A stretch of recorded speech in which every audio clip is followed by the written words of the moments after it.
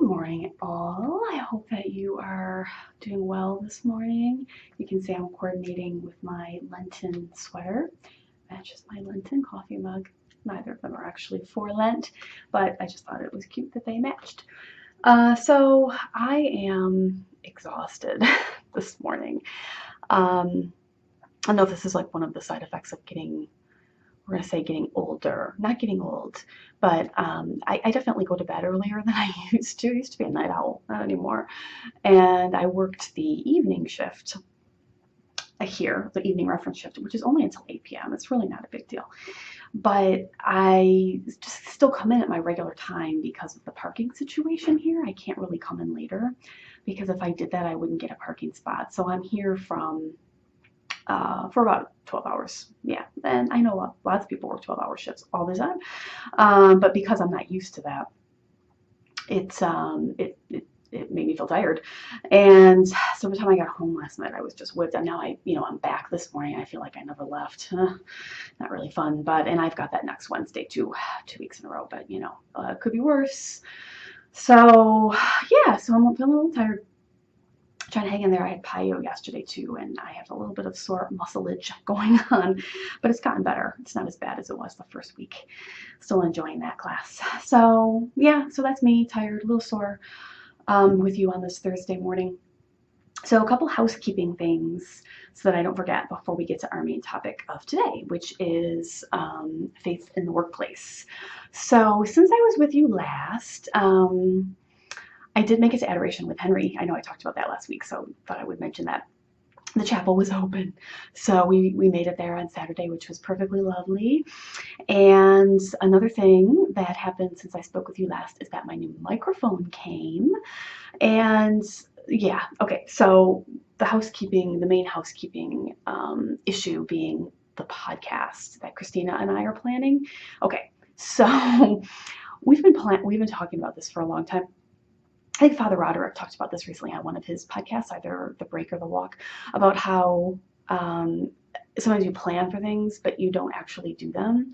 And like you make yourself feel better, like that you're actually doing something, but you're just thinking about them. And we need to push ourselves to, if it's something that's really important to us, that we really feel called to do, we just have to do it. Right? All right, so I can honestly say that we are actually doing things towards this endeavor, which is really good, not just talking about it or thinking about it anymore. I got the new microphone, I spent a little time with it, I got it set up, and I figured out how to use it.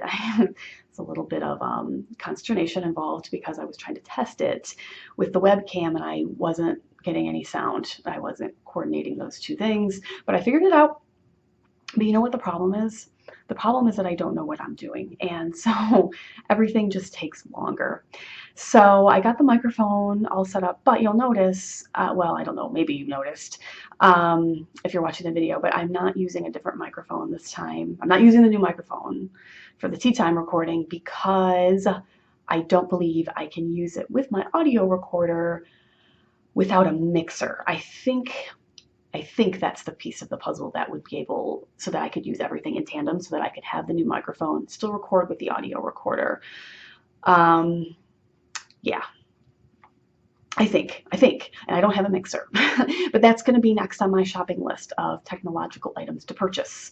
But I need to do a little bit of research as to what kind I would need, what kind would best serve me, and how I would use it. It seems like that there are some that aren't that expensive. So that's definitely out in the foreseeable future that I will be looking into that. But for right now, we don't have the new microphone for tea time, but it will work perfectly for the podcast with Christina. So I got it figured out and tested. Finally, I did figure out how to make it work with the webcam if I wanted to do that, but I can't then capture it through the audio recorder for right now, but that's neither here nor there. It's okay. So I got that going, and in the meantime, we started a blog so that we can have the RSS and show notes and all that good stuff for the podcast. And I realized that the plugin that we wanted to use to make it easy to have it be the podcast, I don't know exactly what you call that, but at any rate, WordPress has a special plugin for podcasters, and I wanted to use that, and we found that you needed to be self-hosted in order to do that. And so we figured that's what we're going to do. We decided to do that. And Christina's taking care of that. Thank God she's taking care of that. But it's giving her a hard time. If it's giving her a hard time, then we would be nowhere if it was me taking care of that. So she's working on that, getting that all fixed up for us. And so that's where we kind of are. So we're definitely, we're taking steps. I also downloaded Skype. I downloaded the software that I need to capture our conversation over Skype since we're in remote locations from each other. And we still need to test it, but I have everything. I have everything.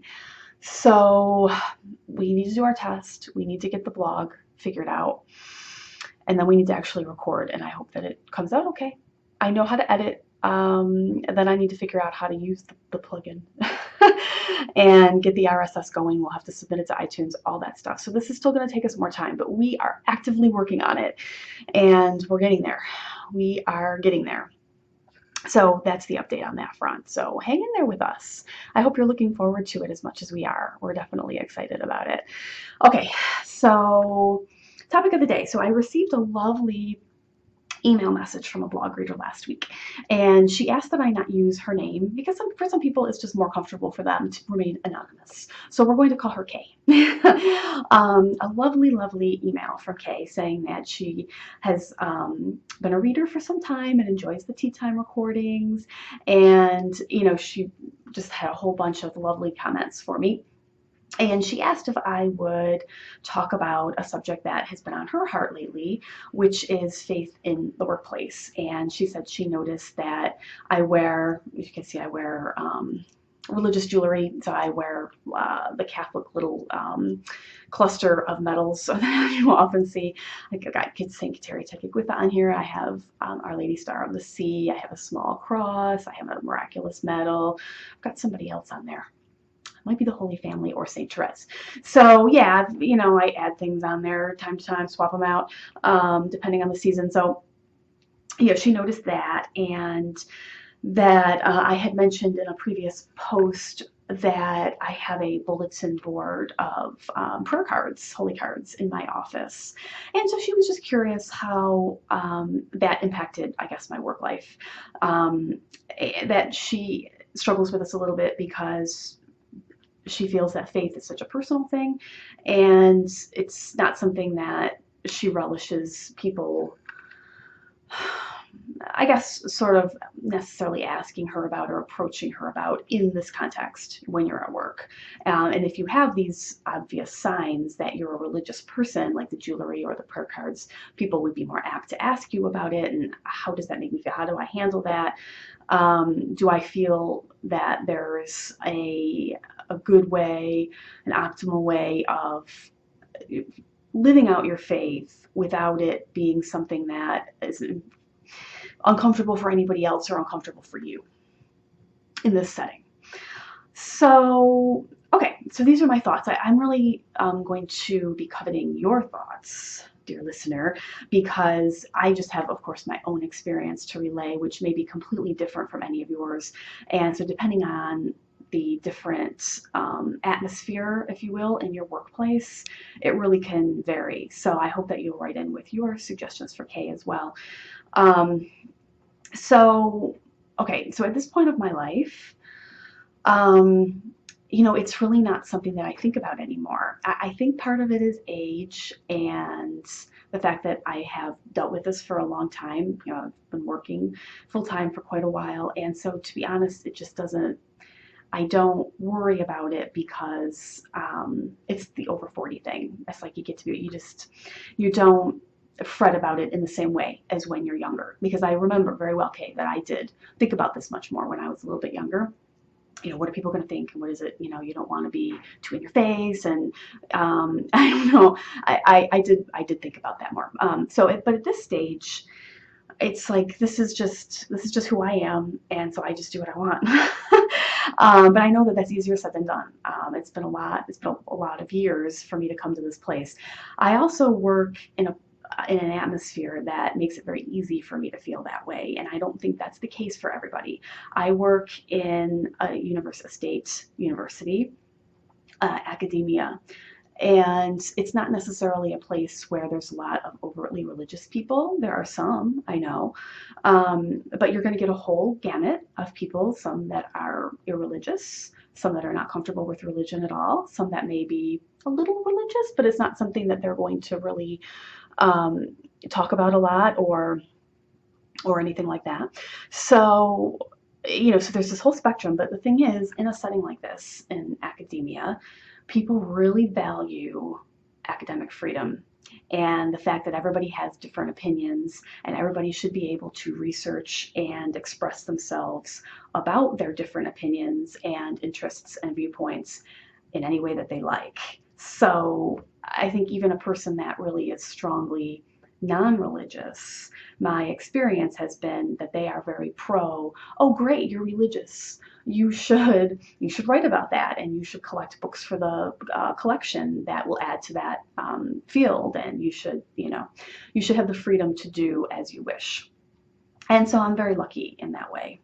But I know that for many people, that's not the case. I also have my own personal office that I don't share with anybody. It's my own space. So, in terms of the holy cards and all of that, I feel free to have in my office whatever I want, of course, within the bounds of being appropriate. I mean, in any workplace, there's things that nobody should have in their office. I mean, that's just common sense. But, in terms of religious paraphernalia, that's just part of like my office, I guess, and that's definitely the way it is seen here.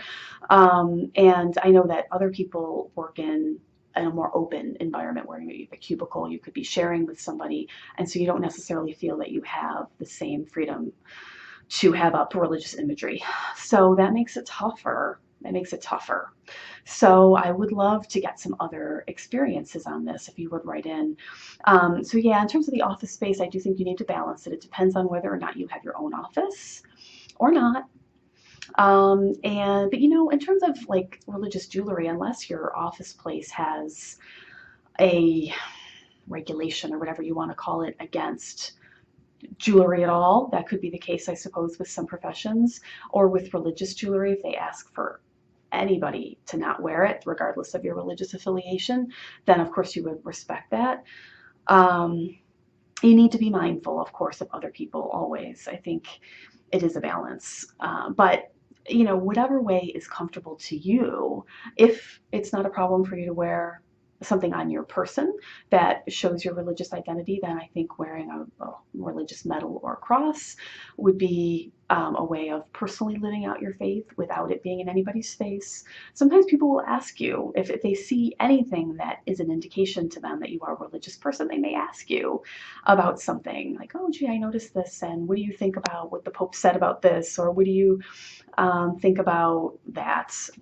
Can I go to, I'm not Catholic, but I noticed that, you've had the ashes on your forehead in the past for Ash Wednesday. Can non-Catholics go and get those? And, people will ask you questions. And to me, though, if it's based upon just a small thing, you haven't brought it up, they've brought it up to you, then that's an opportunity for you to just live out that moment. I feel like that's a God incident moment, if that makes any sense. It's, okay, so somebody has asked you, and maybe they really need for you in that moment to be there for them on that religious topic. That could be something very encouraging to them. So that's a little something that you can do to like live out your place in the kingdom without being in anybody's face. I would never ever ask anybody about that or, try to accost them in any way. Obviously not, but it's sometimes if people notice small things, they may ask, and I see that as a good thing. But yeah, so the religious jewelry really can depend. I think it depends on your situation. But otherwise, you could have, if you don't feel like you want to wear or could wear the religious medals, you could have, Saint Therese talked about, or I think we've developed based upon Saint Therese's philosophy of the little way, little sacrifice beads that, you pull a little bead across if you do something for somebody else or something that you didn't really want to do but you felt was the right thing to do, just for your own, it's not like you're showing this to anybody else, just for your own edification. Like, I really want to do 10 things for somebody else today. You keep that in your pocket, nobody else even knows it's there. That could be a way of living out your faith in the workplace while keeping it more private, personal. You could do the same thing with a rosary. I know rosaries can be bulky, but I don't have one in front of me right now, but I have a number of 1 decade rosaries, which I think are great for your pocket. I've also seen them called pocket rosaries. Just keep that in your pocket, just reminds you. Maybe you could pull it out when you're eating lunch discreetly. Nobody would necessarily see it since it's so small, and you can just, underneath your desk, quickly pray a decade. and nobody would even know what you're doing. Just those are things that you can do to live out your faith. And if somebody did happen to notice, you were being discreet. So it's not like you were asking for them to notice, but if they did, maybe that's just something that they needed in that at that time, is to ask you about that and to have a short conversation with you about that. So those are my feelings. What are your experiences and your thoughts on that? I would absolutely love to hear about it. I know that it's going to be so different for everybody. So it would be great to get a number of different opinions on this. Before I worked here, I worked at a law firm, and I did have my own office then as well. And I don't even remember what I decorated my office with then, or if I wore a religious jewelry. I think I did. I have for a long time. So, but I didn't. I don't believe I had the holy card thing or anything similar to that in my office at the time. So, because that was a little bit more of a structured workplace, very much more business. We all wore business attire, and it was, I don't know, it had a different feeling about it, and so I definitely would be more apt to keep it more private there. And so, yeah, I think you just have to adapt to your surroundings as to whatever they are, whatever is comfortable for you, and also, of course, what you feel is comfortable for other people, because you don't want to make anybody else uncomfortable. So let me know what you think. I would love to hear. Look forward to talking to you all again next week. I'll probably be tired next week again too, but that's okay. I'm getting there. We're getting there. We're almost to spring break here, so that'll be a nice little respite for me in terms of reference and teaching. So write in, and I look forward to talking to you again next week. Hopefully I'm going to have another podcast update. Accountability. We'll get there. I will talk to you again soon. Bye.